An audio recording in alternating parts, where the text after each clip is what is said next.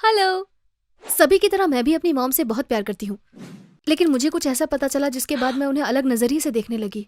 Mom को हमसे honest होना चाहिए था। मैं आपको शुरू से पूरी कहानी सुनाती हूँ, देखते हैं आप मुझसे अग्री करते हैं या नहीं। हम हमेशा एक हैप्पी फैमिली रहे हैं। सालों से मेरी मॉम का एक ब्यूटी सैलो है। वो अपने काम से बहुत प्यार करती थी। मेरे डैड एक वेडिंग फोटोग्राफर हैं। उनका काम शादी में फोटो खींचना है। मुझे भी पिक्चर्स लेना बहुत पसंद है। मैं अपने इंस्टाग्राम पर जो पिक्चर्स पोस्ट करती हूँ उन्हें बहुत से लाइक्स आते हैं, लेकिन मुझे मॉम की वजह से अपना अकाउंट डिलीट करना पड़ा। मैं 17 साल तक अपनी मॉम के पेरेंट्स से नहीं मिली थी। जब मैं उनसे इस बारे में पूछती थी तो वो कहती थी कि वो उनसे नहीं मिलना चाहती क्योंकि उनकी अपनी फैमिली के साथ सीरियस इश्यूज हैं। मैं इस बारे में बहुत क्यूरियस थी, लेकिन मॉम ने उनके बारे में बात करने से मना कर दिया। एक दिन जब मैंने उन्हें फोर्स किया तो वो चिल्लाई, मैं नहीं जानती कि वो जिंदा भी हैं या नहीं और मुझे उनकी परवाह नहीं है। मुझसे उनके बारे में पूछना बंद करो। इस बात के कुछ महीनों बाद एक सुबह डोर बेल बजी। वो एक बूढ़े कपल थे। वो आदमी सूट और बो टाई में कॉलेज का प्रोफेसर लग रहा था। वो लेडी भी बहुत खूबसूरत लग रही थी। उनके पास एक बुके था। वो बहुत क्यूट लग रहे थे। उन्होंने कहा कि वो मेरी मॉम को ढूंढ रहे थे। क्या वो यहीं रहती है? जब मैंने कहा हाँ, तो वो बोले, क्या तुम उनकी बेटी हो? मैंने सर हाँ में हिलाया और पूछा, क्या आप मेरी मॉम से मिलना चाहोगे? मैं उन्हें बुला दूंगी, लेकिन मैं क्या कहूँ कि कौन आया है? उन्होंने मुझे अपने नाम बताए। फिर उन्होंने मुझसे पूछा, तुम्हारा नाम क्या है? फिर उन्होंने कहा, मैं तुम्हारी नानी हूँ और ये तुम्हारे नाना। हम तुमसे मिलकर बहुत खुश हैं। मैं बहुत सरप्राइज थी, लेकिन मैं उन्हें अंदर नहीं बुला सकी। मैंने सोचा मुझे मॉम को बुलाना चाहिए। मॉम सैलून के लिए रेडी हो रही थी। मैंने उनसे कहा, बाहर एक ओल्ड कपल है, वो कह रहे हैं कि वो मेरे नाना नानी हैं। मॉम का चेहरा उतर गया। उन्होंने कहा, तुमने अभी क्या कहा? मॉम उनको देखकर बिल्कुल खुश नहीं थी।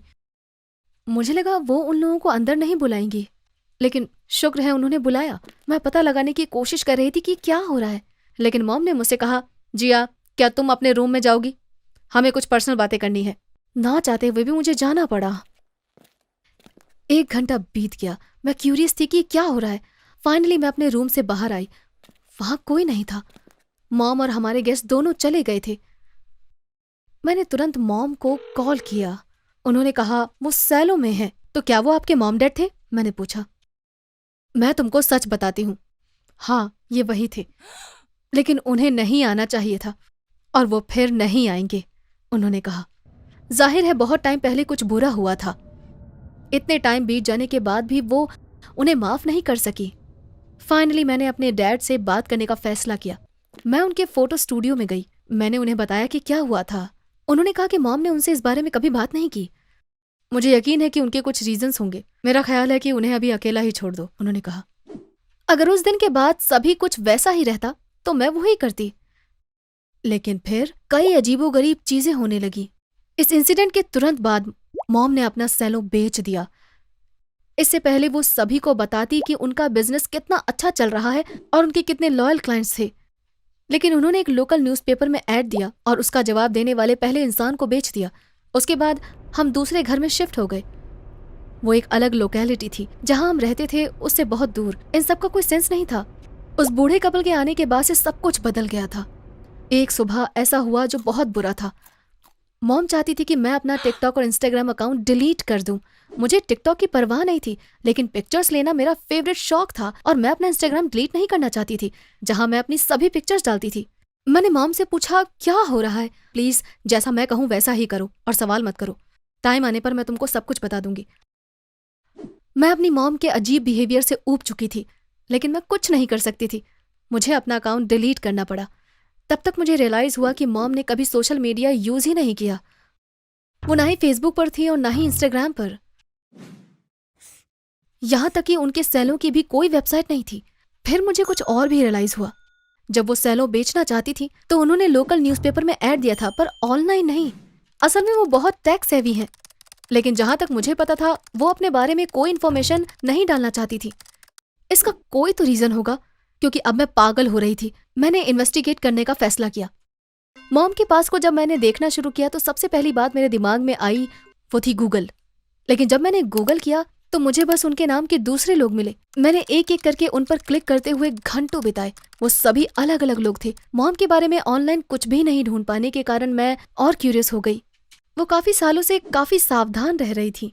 अब मुझे पता था कि मॉम जरूर कुछ छुपा रही हैं। क्या ये मैं नहीं चाहती थी, लेकिन मैं इसका पता लगाने के लिए कुछ भी कर सकती थी।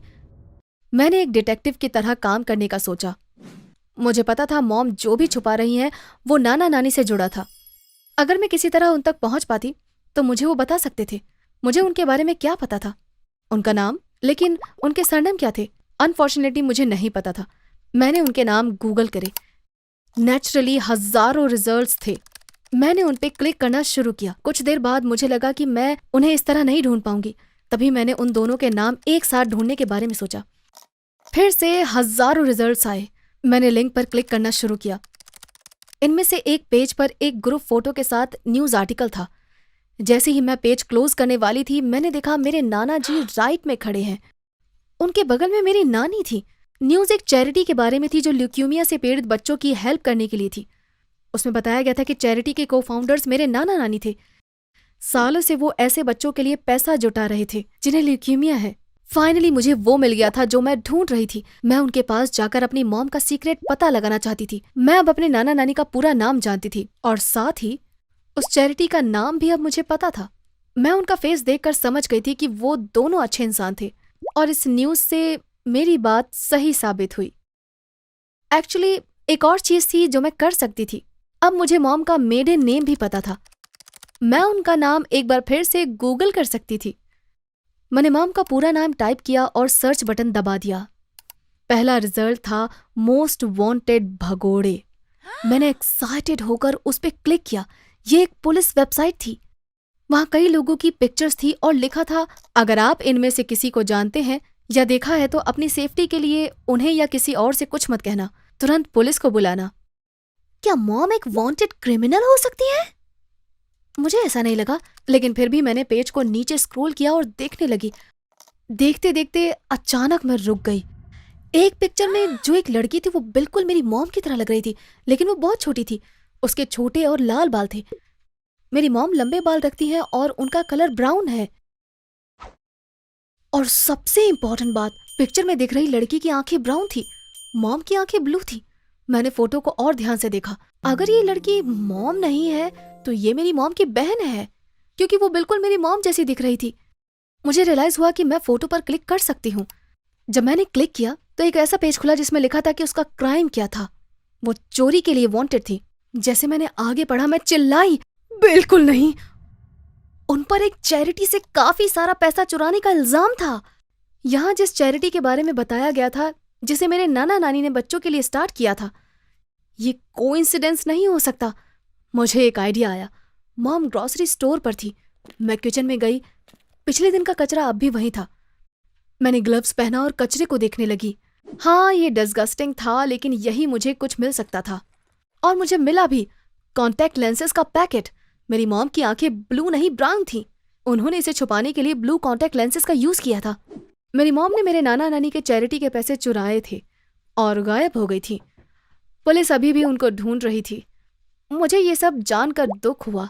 काश मैंने इतना रिसर्च नहीं किया होता। ये सब जानने के बाद मैं अपनी मॉम को अलग तरह से देखने लगी। हम एक हैप्पी फैमिली थे। हम ऐसा कुछ अपने बीच में नहीं चाहते थे। जब मॉम वापस आई तो मैं उनके पास गई। मैंने उनसे कहा कि मैं उनसे कुछ इंपॉर्टेंट बात करना चाहती हूँ और उन्हें सब कुछ बता दिया। वो रोने लगी। कुछ देर तक वो बोल ही नहीं पाई। फिर उन्होंने अपनी कहानी सुनाई। जब मैं तुम्हारे नाना नानी के साथ रहती थी, मैं एक ब्यूटी सैलून में काम करती थी। मैं अपना खुद का बिजनेस स्टार्ट करना चाहती थी। मैं छोटी थी और मेरे पास पैसे नहीं थे। मेरे मॉम डैड ने बहुत बड़ी चैरिटी ऑर्गेनाइज की थी। वो चैरिटी का सारा पैसा अगली सुबह बैंक में डालने वाले थे। मैं वो पैसे लेकर भाग गई अपना ब्यूटी सैलून खोलने के लिए। जब मैंने कमाना शुरू कर दिया तो मैंने जितना पैसा लिया था उसका दुगना डोनेट करने वाली थी। मुझे लगा तुम्हारे नाना नानी मेरी पुलिस को कंप्लेन नहीं करेंगे, लेकिन वो बीमार बच्चों के पेरेंट्स को ये नहीं समझा पाए कि पैसे कहाँ गायब हो गए। इसीलिए उन्हें पुलिस के पास जाना पड़ा। मैं उनसे बहुत गुस्सा थी। मैंने फिर कभी उनसे बात नहीं की। मैंने तुम्हारे डैड से शादी करी और एक नई लाइफ स्टार्ट की। मैंने अपना हुलिया बदल लिया क्योंकि मुझे पता था कि पुलिस मेरे पीछे है और मैं तभी से कॉन्टैक्ट लेंस यूज कर रही हूँ। एक बूढ़ी औरत जो हाल ही में हमारी बिल्डिंग में आई थी, उसने मुझे पहचान लिया। उसने तुम्हारे नाना नानी को बता दिया कि मैं कहाँ रहती हूँ। वो मुझसे मिलना चाहते थे। अनफॉर्चुनेटली मैंने उनके साथ अच्छा बिहेव नहीं किया क्योंकि मैं अभी भी बहुत शर्मिंदा थी। मैं बुरी इंसान नहीं हूँ। मैंने जो किया है उसका मुझे बहुत पछतावा है। मैंने सेलो बेच दिया और सारे पैसे तुम्हारे नाना नानी की चैरिटी में डोनेट कर दिए। जब माँ मुझे ये सब बता रही थी तो मैं रोने लगी। ये उनका सबसे बड़ा सीक्रेट था। वो बहुत शर्मिंदा थी। अनफॉर्चुनेटली अब मैं भी इसके बारे में जानती थी। ये उन्हें और शर्मिंदा कर रही थी। 1 महीने बाद मेरे नाना नानी फिर से आए। उन्होंने मेरी मॉम के डोनेशन का प्रूफ कोर्ट को दे दिया था। जज ने कहा एक फाइनल सुनवाई होनी है और मेरी मॉम शायद एक छोटा सा फाइन देकर छूट जाएंगी। अब हम उस सुनवाई का वेट कर रहे हैं। मैं पिछले हफ्ते नाना नानी से मिलने गई थी। मैंने उनसे कहा कि मैं उनके साथ चैरिटी में काम करना चाहती हूँ। वो बहुत खुश थे। जल्द ही एक नया डोनेशन इवेंट होगा। मैं उनकी हेल्प करने के लिए सच में बहुत एक्साइटेड हूँ। हाय, मैं पीहू हूँ। मैं एक स्लीप वॉकर हूँ। अगर आप इसके बारे में ज़्यादा नहीं जानते तो आप मेरी स्टोरी सुनने के बाद जान जाओगे। स्लीप वॉकर कोई भी हो सकता है, लेकिन ये बच्चों और टीन्स में ज़्यादा कॉमन है। जब मैं 8 साल की थी तब मुझे पता चला कि मैं स्लीप वॉकर हूँ। एक रात मैं मॉम डैड के रूम में गई और अपनी मॉम को शेक करके जगाया। जब वो समझने की कोशिश कर रही थी कि क्या हो रहा है, मैंने उन्हें बहुत जोर से थप्पड़ मारा। मेरी मॉम के कुछ समझने से पहले ही मैं रूम से बाहर चली गई। मैं कहते हुए जा रही थी, मुझे दे दो, ये मेरा है, ये मेरा है, मेरा है ये। जाहिर है मॉम डैड तुरंत उठ गए और मेरे पीछे आ गए। पहले उन्होंने मेरा रूम चेक किया। जब मैं वहां नहीं मिली तो उन्होंने घर के चारों ओर देखना शुरू किया, लेकिन वो मुझे नहीं ढूंढ पाए। इसीलिए उन्हें थोड़ी चिंता हुई। गेस करो मैं उन्हें कहाँ मिली? बाथ टब में।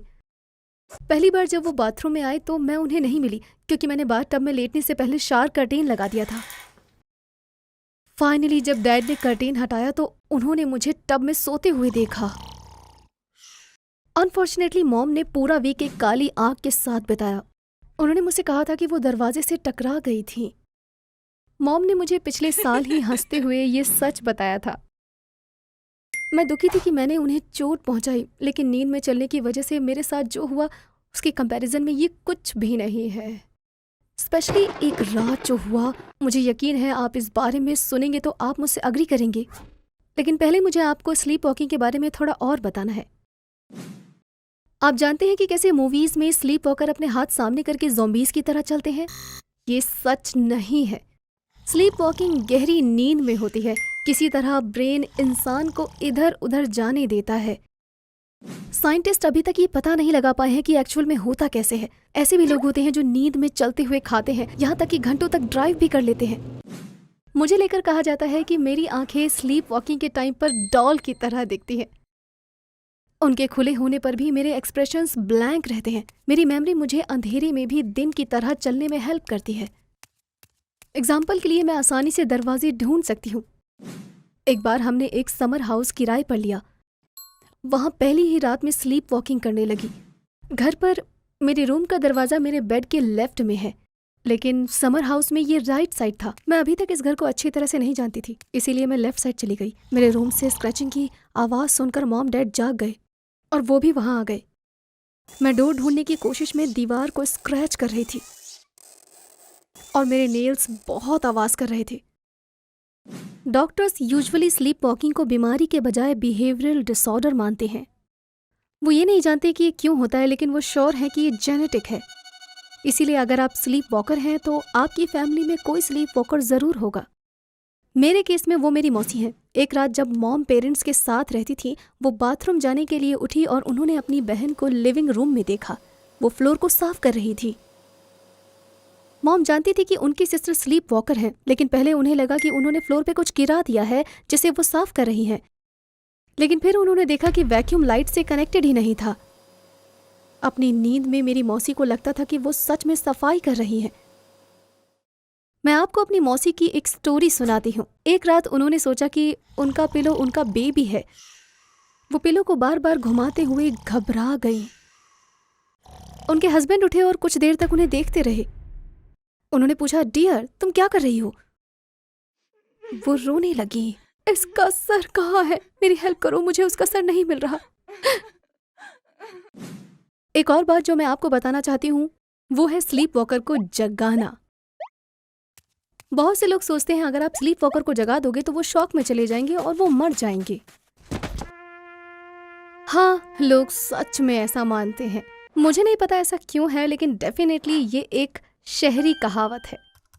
स्लीप वॉकर्स पे लंबे टाइम तक रिसर्च करने के बाद मैंने किसी के भी जागने से मरने के बारे में नहीं सुना।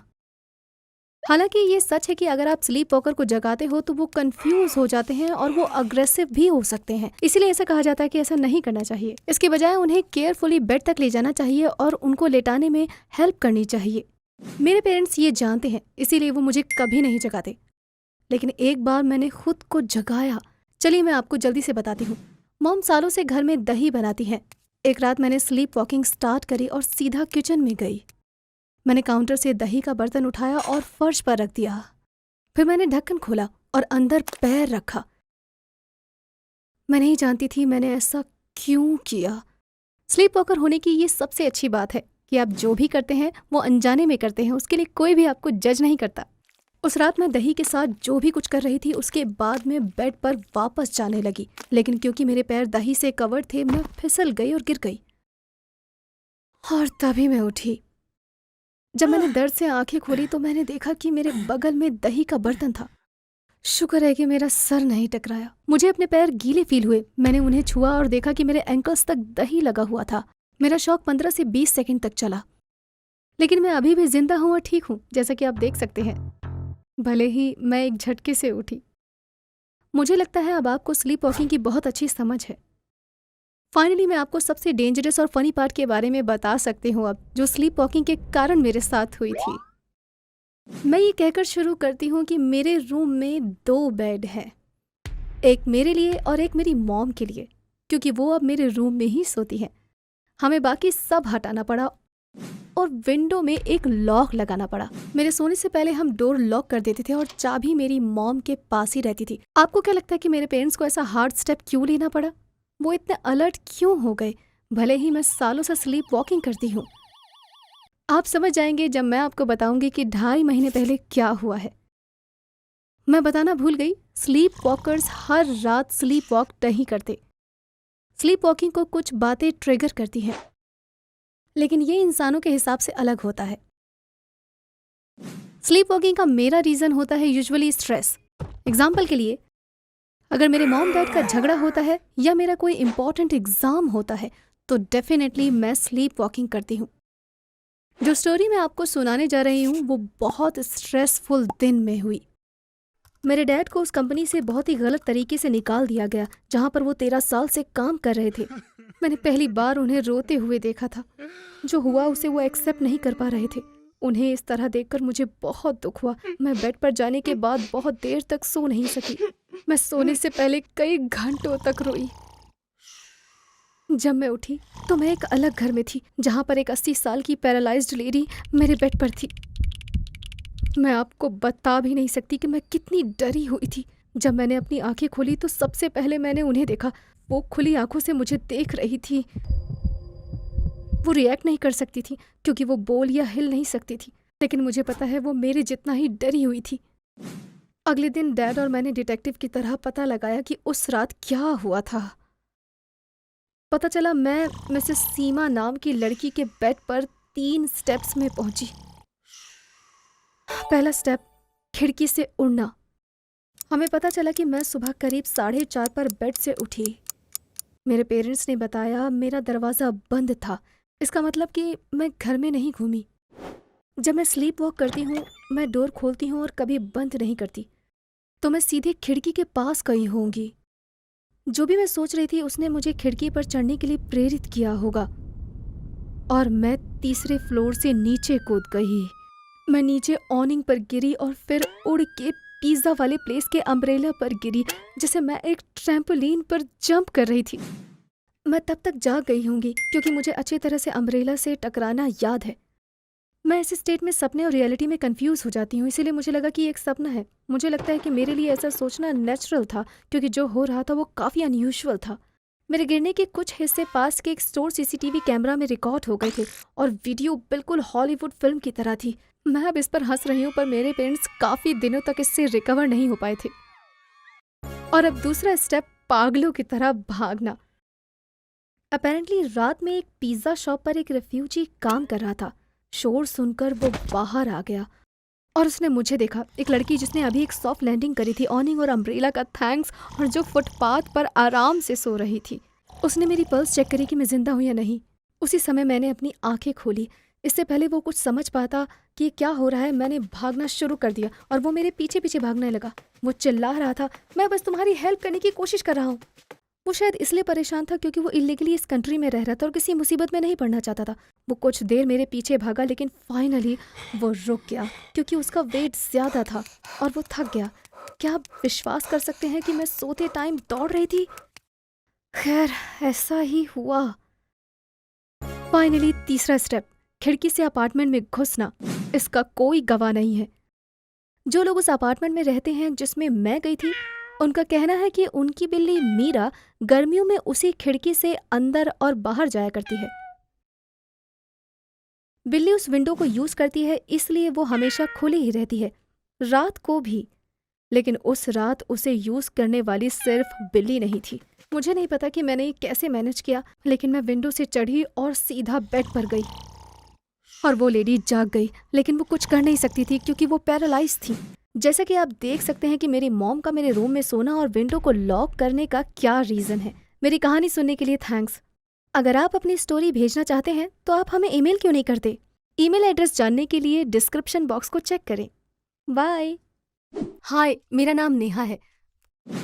कुछ साल पहले मेरे डैड की हार्ट अटैक से डेथ हो गई। उनके अचानक से चले जाने से हमारी लाइफ हमेशा के लिए बदल गई। मेरी मॉम के पास कोई जॉब नहीं थी और ना ही उन्हें कोई जॉब एक्सपीरियंस था। मेरे डैड की कुछ सेविंग्स थी जो उन्होंने अपनी जॉब से की थी। पहले हमने उससे अपनी जरूरतें पूरी करी, लेकिन जल्दी ही वो पैसे खत्म हो गए और हम अपने बिल्स भी पे नहीं कर पा रहे थे। एक दिन मेरी मॉम ने मुझसे कहा, नेहा, मैं तुमसे कुछ जरूरी बात करना चाहती हूँ। हमारे मकान मालिक मुझसे शादी करना चाहते थे। उन्होंने 4 साल पहले अपनी वाइफ को डिवोर्स दे दिया था। उनकी 2 बेटियां हैं, लेकिन वो अपनी मॉम के साथ रहती हैं। मैं उन्हें अच्छी तरह से जानती भी नहीं थी, लेकिन वो एक अच्छे इंसान लगते हैं। मैं उन्हें हाँ कहने वाली हूँ। मैं ये हम दोनों के लिए कर रही हूँ। प्लीज मुझे समझने की कोशिश करो। मेरी मॉम बहुत सुंदर है। मैंने उस आदमी को बस एक बार देखा था। वो मेरी मॉम से 10-15 साल बड़े थे। उनको पता था कि हमको पैसों की प्रॉब्लम है क्योंकि हम उन्हें रेंट पे नहीं कर सकते थे। वो हमारा फायदा उठाने की कोशिश कर रहे थे। मेरे बहुत रिक्वेस्ट करने पर भी मेरी मॉम ने मेरी बात नहीं मानी और उन्होंने उनसे शादी कर ली। जैसे जैसे मैं उन्हें और अच्छे से जानने लगी, ये बहुत साफ हो गया कि मेरी मॉम ने बहुत बड़ी गलती कर दी। वो एक घमंडी इंसान थे जो हर टाइम अपने पैसे की बातें करते थे। वो अपनी प्रॉपर्टी से मिले रेंट पर रह रहे थे। उनके पास कोई जॉब नहीं थी और वो सारा दिन घर पर ही रहते थे। वो मॉम को अपनी मेड की तरह ट्रीट करते थे। एग्जाम्पल के लिए हर संडे को वो मेरी मॉम को एक लिस्ट देते थे जिसमें लिखा होता था कि मेरी मॉम को उस वीक खाने में क्या बनाना है। वो हर मील के बाद हर डिश को ग्रेड देते थे। सबसे बुरी बात ये थी कि वो पूरे टाइम इस बारे में बात करते रहते थे कि उनकी एक्स वाइफ कितना अच्छा खाना बनाती थी। मॉम चाहती थी मैं उनके साथ घुल मिल जाऊं, इसीलिए मैंने डिसाइड किया कि मैं पूरी कोशिश करूंगी। मैंने उनके बर्थडे पर अपनी पॉकेट मनी बचा के एक पेन खरीदा। और तो और मेरी मॉम मुझे इंसिस्ट करती थी कि मैं उन्हें डैड कहूँ। मैंने उन्हें एक नोट लिखा, मेरे प्यारे डैड, और उसे एक गिफ्ट बॉक्स में रख दिया। जब उन्होंने उसे देखा तो वो नाराज होते हुए बोले, मुझे लगता है अभी तुम्हारा मुझे डैड कहना जल्दबाजी होगा। पहले तुम्हें मुझे प्रूव करना होगा कि तुम मेरी बेटी हो, उन्होंने कहा। मुझे बहुत दुख हुआ। मैंने मॉम की तरफ देखा, उन्हें भी बुरा लगा। उसके बाद कुछ ऐसा हुआ जिससे चीजें और भी ज्यादा बदतर हो चुकी थी। एक सुबह मैंने देखा कि घर पर मेरी एज की एक लड़की है। वो उनकी बेटी पिया थी। उसका अपनी मॉम से झगड़ा हो गया था, इसीलिए उसने हमारे साथ रहने का फैसला ले लिया। मुझे अभी अभी अपने सौतेले डैड मिले थे और अब एक सौतेली सिस्टर भी। पहले मुझे लगा शायद हम दोस्त बन सकते हैं, लेकिन अनफॉर्चुनेटली पिया बिल्कुल अपने डैड जैसी थी। एक शाम वो मॉम पर चिल्लाई, तुम्हारा खाना बहुत ही ऑयली है और इसीलिए मेरा वेट बढ़ गया है। लेकिन जब वो आई थी तो पहले से थोड़ी मोटी थी। मुझे लगता है वो ऐसी है क्योंकि वो बच्ची थी। उसने ऐसा इसलिए किया क्योंकि वो मेरी मॉम को दोष देना चाहती थी। जिस बात ने मुझे सबसे ज्यादा परेशान किया वो ये था कि वो बहुत जलती थी। वो मुझसे इतना जलती थी कि वो अपनी जेलसी को मुझसे छुपा भी नहीं पाती थी। मैं इसका आपको एक एग्जाम्पल देती हूँ। एक बार मैंने एक ड्रेस पहनी और मेरी मॉम ने कहा ये ड्रेस तुम पर बहुत अच्छी लग रही है, और मैंने कहा हाँ मुझे ये बहुत पसंद है। जब कुछ हफ्ते बाद मैंने वो ड्रेस फिर से पहनने चाही तो मैंने देखा उसमें एक सामने की तरफ से बहुत बड़ा होल था। मैं गुस्से में पिया के पास गई और चिल्लाई, क्या तुमने ये किया है? उसने मुस्कुराते हुए कहा, बिल्कुल मैंने किया है, और कौन करेगा। पिया के हमारे साथ रहने के बाद से डैड ने मेरे साथ बहुत बुरा बर्ताव करना शुरू कर दिया। पिया कॉलेज नहीं गई क्योंकि उसके मार्क्स खराब थे। दूसरी तरफ मैं एक अच्छी स्टूडेंट थी। मैं कॉलेज में साइकोलॉजी पढ़ना चाहती थी। मैंने मॉम से इस बारे में बात की। उन्होंने जाकर डैड से कहा। वो मेरे पास आए और उन्होंने कहा, कॉलेज जाने के सपने भी मत देखना, तुम उस लायक नहीं हो। उस रात मैं बहुत रोई। मुझे उस घर से निकलना था, लेकिन मुझे कोई रास्ता नहीं दिख रहा था। एक दिन मुझे जिस मिरेकल की जरूरत थी वो हुआ। मेरा फोन बजा। फोन पर एक लेडी ने कहा, मैं तुम्हारी दादी हूँ, मैं तुमसे और तुम्हारी मॉम से मिलना चाहती हूँ। हम अगले दिन मिले। जब मेरे डैड छोटे थे तो मेरी दादी ने उन्हें छोड़ दिया था, इसके लिए उन्होंने उन्हें कभी माफ नहीं किया। उसके बाद दादी ने कई बार उनसे कांटेक्ट करने की कोशिश करी, लेकिन मेरे डैड ने मना कर दिया। उन्होंने हमें ये सब रोते हुए बताया।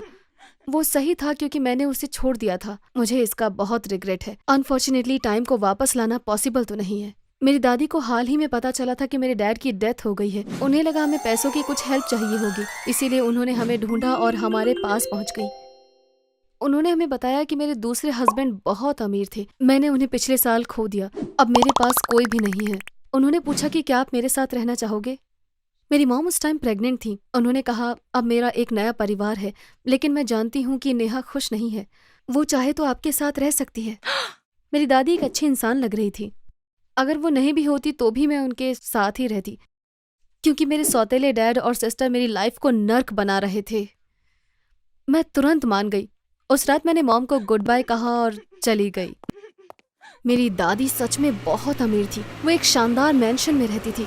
सबसे अच्छी बात ये थी कि वो मेरी सोच से भी ज्यादा अच्छी थी। वो मुझसे कहती थी कि मुझे ऐसा लगता है जैसे मैंने फिर से जन्म लिया हो। नेहा, मुझे ऐसा फील करवाने के लिए थैंक्स। मैं तुम्हें बेस्ट कॉलेज में भेजूंगी। आखिरकार ये सब तुम्हारा ही है। मुझे अमीर होने की परवाह नहीं थी। मैं अब शांति से रहती थी और ये मेरे लिए सबसे ज्यादा वैल्यूएबल था। उसके बाद कुछ अनएक्सपेक्टेड हुआ। मेरी दादी की अचानक एक एक्सीडेंट में मौत हो गई। वो अपने दोस्तों के साथ क्रीक आइलैंड के टूर पर गई थी। स्विमिंग करते टाइम एक जहरीली मछली ने उन्हें काट लिया। वो टाइम पर हॉस्पिटल नहीं पहुंची और रास्ते में ही उनकी डेथ हो गई। मैं बहुत दुखी थी। उन्होंने एक बार मुझसे कहा था, मेरे जाने के बाद तुम एक स्कूल बनवाना। उनकी इच्छा पूरी करने के लिए मैं तुरंत काम पर लग गई। मेरी मॉम और मैं फ़ोन पर बहुत बातें करती थी। अब मेरा एक भाई भी था। मुझे लगता था वो बिल्कुल खुश नहीं थी और उनके हस्बैंड उनके साथ बहुत बुरा बर्ताव करते हैं, लेकिन उन्होंने फिर भी मुझसे कुछ नहीं कहा। मैंने उन्हें कहा, आप मेरे साथ रहने आ जाइए, उन्हें छोड़ दीजिए, पर उन्होंने मेरी बात नहीं मानी। मेरी मॉम एक अच्छे इंसान है और वो एक अच्छी वाइफ भी हैं। मेरे सौतेले डैड उनका फ़ायदा उठा रहे थे। एक दिन मॉम ने मुझे फ़ोन किया। वो बहुत उदास लग रही थी। उन्होंने कहा, तुम्हारे सौतेले डैड तुमसे मिलना चाहते हैं। बिल्कुल नहीं, मुझे उनसे नहीं मिलना। मैं चिल्लाई। मॉम ने कहा, नेहा ये सच में इम्पॉर्टेंट है, क्या तुम मेरे लिए उनसे मिल लोगी? मैं मना नहीं कर पाई। मैं शॉक थी कि वो मुझसे मिलना चाहते हैं। वो अगले दिन आए। अब वो उतने घमंडी नहीं थे। जब उन्होंने कहा, नेहा हमारा रिलेशन बहुत अच्छा नहीं है, लेकिन मैं अभी भी तुमको बहुत पसंद करता हूँ। मैं मुस्कुराई। वो एक झूठ था, लेकिन फिर भी मैं कुछ नहीं बोली। शायद तुम्हारी मॉम ने तुम्हें बताया होगा, मेरी बेटी पिया को एक रेयर और सीरियस मसल डिसऑर्डर है। मैं बहुत शॉक्ड थी। मैंने कहा, मुझे इस बारे में कुछ नहीं पता। जाहिर है मेरी मॉम ने इस बारे में कुछ नहीं बताया ताकि मैं उनकी प्रॉब्लम से अपसेट ना हो जाऊं। मेरे सौतेले डैड ने मेरी आंखों में देखा और कहा, नेहा पिया मर रही है, मैं तुमसे हेल्प मांगने आया हूँ। मुझे पता था उनके पास बहुत पैसा है, इसलिए मैं कंफ्यूज थी। आप मुझसे चाहते क्या हैं? मैंने पूछा। पिया की बीमारी के लिए एक दवाई है।